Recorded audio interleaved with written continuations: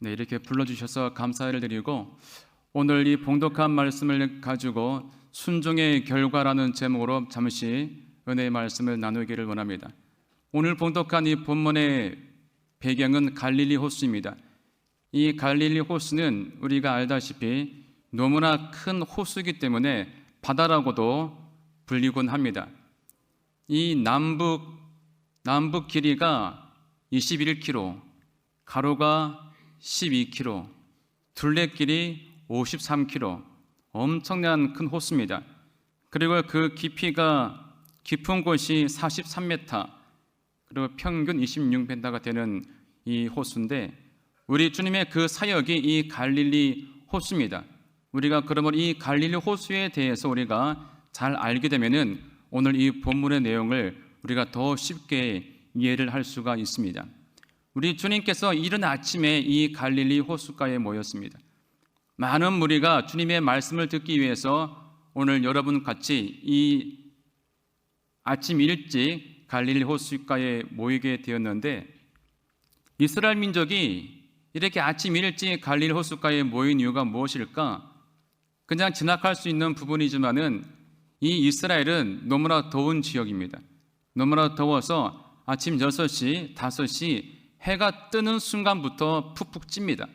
그러므로 많은 사람들은 아침 해가 뜨기 전에 그나마 시원한 시간에 활동을 시작을 하게 되는데 우리가 그러한 어떤 환경을 고려해 볼 때 이 이스라엘 민족, 특히 갈릴리에 있는 이 사람들도 이 아침 일찍 주님의 그 말씀을 듣기 위해서 갈릴리 호숫가에 모였습니다.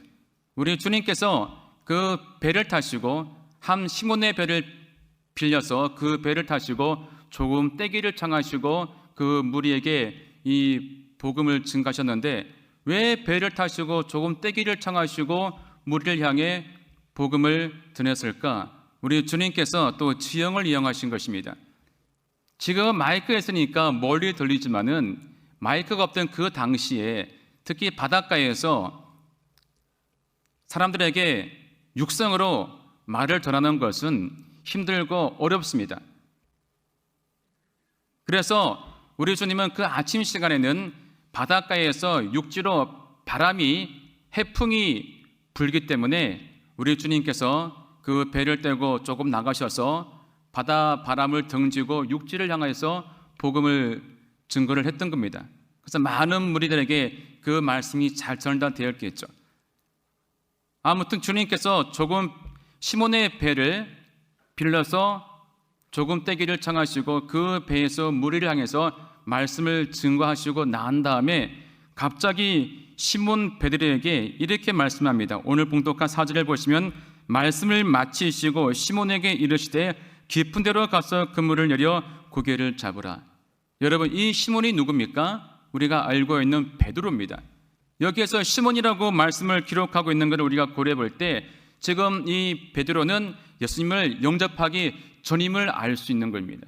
예수님을 메시아로 믿지 않는, 믿음이 없는 상태의 사람임을 알 수가 있는 것입니다. 그 베드로를 향해서 우리 주님께서 말씀하십니다. 깊은 데로 가서 그물을 내려 고기를 잡으십시오 라고 말씀합니다. 갑자기 말씀을 마치시고 왜 주님께서 이와 같은 뜬금없는 말씀을 하셨을까? 성경에는 안 나오지만 상황을 유추해 보건대 베드로의 배를 빌렸으니까 거기에 대한 어떤 보상을 해주기 위해서 이렇게 말씀을 하신 것 같습니다. 아니, 배를 빌렸으면은 배값을 주면 되는데 우리 주님이 돈은 주지 아니하시고 베드로에게 말씀하신 거죠. 깊은 데로 가서 그물을 내려 고기를 잡아라. 이렇게 말씀을 했는데 우리가 이 주님의 이 말씀은 여러분 상식적으로 경험적으로 납득이 되지 않고 이해가 되지 않는 말씀이라는 것입니다. 그냥 듣긴 좋습니다. 깊은 데로 가서 그물을 내려 고기를 잡아라. 정말 은혜롭고 좋은 말씀이지만 당시의 상황을 우리가 고려해 본다면 이 말씀은 정말 상식에 맞지 않고 또 이치에 맞지 않는 그러한 말씀이라는 것이죠. 왜냐하면 그 아침 시간에는 그 갈릴리 바다 깊은 곳에 고기가 없기 때문입니다. 지금도 갈릴리를 가보시면은 밤중에 고깃배들이 가장 깊은 곳에 가서 그물을 내리고 고기를 잡습니다. 왜냐하면 밤중에 다 고기들이 깊은 곳에 몰려가서 쉬기 때문에. 그리고 아침이 되면은 깊은 곳에 고기가 없습니다. 다 사람이 주는 먹이를 먹기 위해서 물 가로 나온다는 것이죠. 그러므로 이 말씀은 지금 맞지 않는 말씀입니다. 오히려 고기를 많이 잡으려면 물 가에서 그물을 내려야 되는 것인데 우리 주님은 역행으로 반대로 깊은 데로 가서 그물을 내리라고 말씀을 하고 있는 것입니다. 우리 예수님은 때때로 우리에게 이치에 맞지 않는 말씀, 경험 맞지 않는 말씀을 주실 때가 많이 있습니다. 하나님께 응답을 구하기 위해서 열심히 기도하는 하나님은 대뜸 우리에게 이치 안 맞는 말씀을 주신다는 것이죠. 우리가 알고 있는 모세를 보십시오. 이스라엘 문제를 출애굽시켜서 이제 가는데 홍해가 앞에 가로막히게 되었습니다. 그때 하나님께 간절히 기도하니까 하나님께서 어떤 말씀을 그에게 주셨습니까? 출애굽기 14장 16절을 보시면 지팡이를 들고 손으로 바다 위로 내밀어 그것이 갈라지게 하라 라고 말씀하고 있습니다. 여러분, 지금도 그렇지만 지팡이를 바닷가에다가 내민다고 갈라지겠습니까? 당시에 이 모세는 어리숙한 노인이 아니었습니다. 세계 최강 애굽의 왕자로서 왕자 교육을 받은 정말 지식인이었습니다. 엘리트였습니다. 그런 그가 여러분 이 주님의 말씀을 듣고서 어떤 반응을 보였겠습니까? 주님의 그 말씀은 정말 황당한 말씀이 아닐 수가 없었던 것이죠. 또 우리가 알고 있는 여리고성 무너뜨리기, 여호수아가 그 이스라엘 민족을 또 데리고서 여리고를 만났을 때에 주님이 그에게 주신 전략은 무슨 전략입니까? 너는 하루에 한 바퀴씩 여리고를 돌고 마지막 7일째는 7바퀴를 돌아라. 그리고 제일 마지막에 나팔을 불고 함성을 질러라. 이 역시 우리가 들어도 이해가 되지 않는, 도무지 납득이 되지 않는 주님의 말씀이었습니다. 또 문둥병에 걸린 나아만 장군, 그가 엘리야를 찾아갔을 때에 그에게 어떤 말씀을 주십니까? 요단강 물에 7번 몸을 담그어라. 과학적으로 봐도 의학적으로 봐도 납득이 되지 않는 그런 말씀인 것입니다. 우리 또 예수님을 낳으신 마리아도 마찬가지입니다. 천사가 와가지고 성령으로 잉태할 것이다. 정말 믿기지가 않고 이해가 되지 않는 그런 말씀이었습니다. 하나님이 우리에게 말씀하실 때는 때때로 이렇게 이해할 수 없는 말씀을 주실 때가 많이 있는데 오늘 본문도 마찬가지입니다. 우리 예수님께서 베드로에게 깊은 데로 가서 그물을 내려 고기를 잡으라, 이 말씀은 경험적으로 상식적으로 잘못된 말씀이라는 것이죠. 이때 우리가 베드로의 반응을 주목해 볼 필요가 있는 것입니다. 오늘 베드로가 주님의 이 말씀을 듣고서 어떻게 반응했습니까? 지금 베드로는 밤새도록 고기를 잡았는데 그날따라 허탕을 치고 왔습니다. 한 마리도 못 잡고 허탕을 치고 왔습니다. 이제 새벽에 집으로 가려고 그물을 씻고 있는데 우리 주님께서 그 배를 빌려서 그 배에서 말씀을 전하시고 난 다음에 지금 이 말씀을 주신 거예요. 몸도 마음도 지치고 고기를 많이 잡았으면 그나마 마음이 기쁠 텐데 고기도 한 마리도 못 잡고 마음도 불평하고 이런 상황 가운데 주님께서 말씀을 주시는데 이거는 정말 상식적으로 이해가 안 되는 그런 말씀을 지금 던지고 있는 거예요. 깊은 데로 가서 그물을 내려 고기를 잡으십시오. 여러분, 베드로의 직업이 뭐였습니까? 어부였습니다. 갈릴리에 태어나서 갈릴리에서 평생 고기를 잡았던 그 어부였습니다. 고기잡이의 전문가였습니다. 고기잡이의 전문가였던 그 베드로가 지금 어디에 고기가 많은지 적은지를 몰랐겠습니까? 그런데 그런 베드로를 향해서 목수의 아들이신 예수라는 랍비가 와가지고 그물을 내리라고 말을 하고 있는데 상식에 맞지 않는 말을 하고 있는 것입니다. 여러분은 어떤 반응을 보이겠습니까? 내가 고기잡이의 전문가인데 이 비전문가가 나에게 와가지고 어림도 없는 말을 하고 있을 때 여러분 어떤 반응을 보이겠습니까? 아마 저였으면 아마 이랬을 거예요. 랍비님의 말씀은 정말 좋은 말씀인 줄은 제가 알겠는데 랍비님 잘 모르시군요.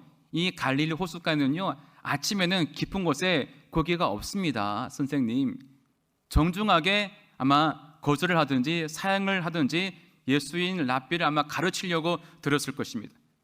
하지만 베드로가 어떻게 반응했습니까? 5절을 보시면은 베드로가 시몬이 이렇게 말합니다. 선생님, 우리들이 밤이 새도록 수고하였을 때 잡은 것이 없지만은 말씀에 의지하여 내가 그물을 내리리다. 여러분, 이 말씀이 여러분 어떤 말씀으로 들리십니까? 이 말씀이 베드로의 믿음으로 고백으로 들리십니까? 많은 분들이 이 말씀이 베드로의 믿음의 고백으로 우리가 이해를 하시죠? 아닙니다. 지금 베드로는 예수님을 따르기 전 상황입니다. 예수님을 믿지 않는 상황입니다. 예수를 메시아가 아닌 랍비로 지금 믿고 있는 상황이기 때문에 이 말씀은 베드로의 믿음의 고백이 아니라는 것이죠. 이 고백은요, 약간 좀 예수님의 그 말에 대해서 비아냥거리면서 조롱하듯이 하는 말입니다. 그래요, 예수님, 한번 제가 가서 한번 그물을 한번 내려보겠습니다. 예수님 말씀하시니까 제가 랍비님을 제가 존중해서 당신의 말에 내가 한번 송선생 치고 한번 그물을 내려보겠습니다. 이런 어떤 느낌이 지금 담겨 있는 거라는 거죠. 우리 같이 아멘 하고 그물을 내가 내릴게요 하고 이런 믿음의 고백이 아니라는 겁니다. 약간 비아냥거리면서 내가 랍비님을 존중해서 내가 한번 그물을 내려보겠습니다 라는 이런 마음가짐을 가지고서 베드로가 지금 나가는 것입니다. 그런데 놀라운 것은요, 나중에 어떤 결과가 오게 됩니까? 별 기대 없이 그냥 깊은 데로 가가지고 그물을 턱 던졌는데 그물이 찢어질 만큼 많은 고기를 잡게 된 겁니다. 그걸로 끝났습니까? 아니죠. 옆에 놀고 있는 친구 배까지 불러가지고 가득 채웠다라고 말씀하고 있습니다. 그러니 그 순간 베드로가 어떻게 합니까? 8절을 보시게 되면요, 이렇게 말하고 있습니다. 시몬 베드로가 이를 보고 예수의 무릎 아래에 엎드려 이르되 주여 나를 떠나소서 나는 죄인이로소이다. 이제야 주님의 그 말에 그냥 의지해서 그물을 내렸는데 놀라운 역사가 일어난 겁니다. 그러니까 이 베드로가 속으로 이 랍비 예수가 보통 분이 아니시구나, 정말 메시아인가 보다. 갑자기 그 랍비 예수에 대한 경외심이 생기고 두려움이 생긴 거예요. 그리고 순간 자기가 예수님을 약간은 비아냥거리고 속으로 의심했던 그런 부분들이 이제 죄로 여겨진 겁니다. 그러니까 예수님 앞에 무릎을 꿇고서 예수님 나를 떠나소서 저는 죄인입니다 라는 고백을 하게 되었다라는 것입니다. 여기에 여러분 중요한 교훈이 있는 것입니다. 우리가 예수님의 말씀에 억지로라도 우리가 순종하면 하나님의 복을 받게 된다는 것입니다. 의심하고 행할지라도 우리가 순종하면 여러분 하나님의 복이 우리에게 임하게 된다라는 것입니다. 마태복음 21장을 보시면 두 아들의 비유가 나오는데 이제 그 아버지가 맏아들에게 포도원에 가서 일을 하라 그러니까 이 큰아들이 예하고 가지 않습니다. 또 둘째 아들에게는 포도원에 가서 일을 하라 그러니까 싫어요 해놓고는 가서 일을 했습니다. 누가 순종한 것입니까? 둘째 아들이 순종한 것입니다. 여러분 이것이 순종이에요. 순종은 여러분 다 마찬가지입니다. 하나님 말씀에 우리가 믿음이 좋든 안 좋든 우리가 순종한다는 것은 쉽지가 않은 것입니다. 모든 말씀을 우리가 기쁘게 순종할 수는 없는 것입니다. 정말 그 순종하기가 힘든 말씀도 많이 있지만 우리가 억지로라도 우리가 하나님 말씀에 우리가 따를 때 하나님께서 우리에게 크신 복을 주시게 된다는 것입니다. 우리가 알고 있는 예수님의 십자가를 졌던 구레네 시몬은 이 북아프리카 리비아를 말하고 있는 것인데 이 구레네 시몬이 유월절을 맞이해서 제사를 드리기 위해서 성전에 올라가는데 그날 예수님께서 십자가를 지고 막 가시는 겁니다. 쓰러지고 넘어지는 겁니다. 그거를 구경하고 있는데 옆에 있는 로마 궁정이 구레네 시몬을 찝어서 야, 네가 저 십자가를 지고 올라가. 구레네 시몬이 원한 것이 아닙니다. 정말 재수 없이 걸려가지고 십자가를 지고 간 거예요. 그런데 놀라운 것은 여러분, 그 가족이 구원받고 다 잘 되었다는 것입니다. 마가복음 15장을 보시게 되면은 이제 구레네 시몬을 뒤에 소개가 나오게 되는데 알렉산더와 루포의 아버지 구레네 시몬 나옵니다. 이 마가복음은요, 이 로마 교회에 보낸 편지거든요.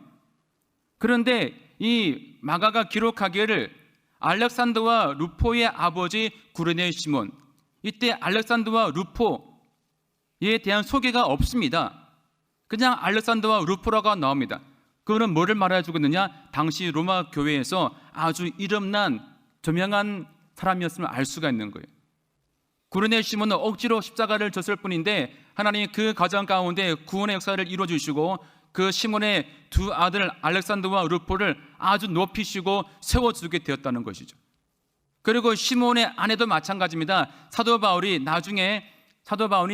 서신에서 보게 되면은 사도 바울이 이렇게 고백하고 있습니다. 시몬의 아내는 내 어머니라 라는 말씀이 나옵니다. 구레네 시몬의 아내를 사도 바울이 내 어머니다 라고 고백하고 있습니다. 그만큼 시몬의 아내도 복음을 영접하고 아주 그 당시 그 도시에서 믿음 좋은 일꾼으로 정평나 있었던 것입니다. 억지로 십자가를 졌을 뿐인데 하나님이 그 가정 가운데 은혜를 베푸셔가지고 자녀가 잘 되는 복을 부어주게 되었던 겁니다. 또 어떤 그 고대 문서를 보시게 되면요, 이 구레네 시몬의 후손에서 15대의 로마 황자가 나왔다고 하더라고요. 우리가 이것이 여러분 순종의 결과입니다. 하나님 말씀에 우리가 순종하면 억지로라도 여러분 순종하시기 바랍니다. 이 구레네 시몬같이 억지로라도 주님의 십자가를 주시기 바랍니다. 억지로라도 여러분 봉사하시기 바랍니다. 이 아침에 여러분 봉사 나오실 때 다 싫지 않습니까? 더 자고 싶고 쉬고 싶고, 물론 많은 분들이 기쁘고 즐겁게 나왔지만은 이 중에는 한두 번 정도는 그렇죠. 아, 진짜 가기 싫은데, 오늘 비도 가기 싫은데, 이런 마음이 솔직히 들었을 거예요. 하지만 억지로 지금 다 나왔을지라도 하나님은 그 가운데 함께 하시고 복을 주시는 겁니다. 억지로 여러분 봉사하시고 억지로라도 기도하시고 억지로라도 주님의 십자가를 지고 나가시기 바랍니다. 하나님 그 믿음을 보시고 여러분들에게도 복을 주시지만 여러분의 사업장과 가정과 자녀들에게 하나님의 복을 주시게 되는 것입니다. 오늘 시몬 베드로는 주님을 믿지 않는 상태였지만 주님의 그 말씀에 의지해서 그물을 내리고 순종했습니다. 그 결과 그 복이 차고 넘치게 되었던 것입니다. 하나님의 말씀을 우리가 순종하면은 하나님은 나에게도 복을 주시지만 나를 복의 통로로 사용해 주셔서 복이 흘러가게 해 주신다는 것입니다. 그리고 하나님의 복은요, 순종하는 자에게는 환경이 중요하지 않습니다. 많은 분들이 사업이 안 되면 뭐를 탓합니까? 환경을 탓합니다. 아, 여기 목이 안 좋아, 여기 턱 안 좋아. 하나님이 함께 하시고 복을 주시면 환경은 전혀 중요하지가 않습니다. 오늘 베드로가 이 아침에 많은 고기를 잡는 복을 누리게 되었는데 여러분 가만히 보십시오. 베드로의 배가 바뀌었습니까? 갈릴리 그 바닷가가 다른 바다로 바뀌었습니까? 그물이 바뀌었습니까? 오히려 그 베드로가 대박을 친 그 장소는 전날 밤 처절하게 실패했던 곳이었습니다. 처절하게 실패했던 재수 없는 곳이지만 하나님 말씀에 순종해서 말씀에 의지해서 그물을 내리는 순간 그 실패의 장소는 축복의 장소로 변화가 되었던 것입니다. 이것이 여러분 순종하는 자에게 주어지는 결과인 것이고 복인 것입니다. 그러므로 하나님 말씀에 순종함으로써 하나님이 예비하신 크신 복을 받아 누리시기를 주님의 이름으로 축원드립니다. 하나님 아버지 감사합니다. 오늘 이 거룩한 주일 아침에 함께 모여 말씀을 또 나누었습니다. 하나님 아버지 우리 마음 가운데 순종의 마음을 부어 주시옵소서. 우리가 억지로라도 하나님 말씀에 순종함으로 하나님이 약속하고 예비하신 복을 받아 누릴 수 있는 저희 모두가 되게 하여 주시옵소서. 예수님의 이름으로 기도합니다. 아멘.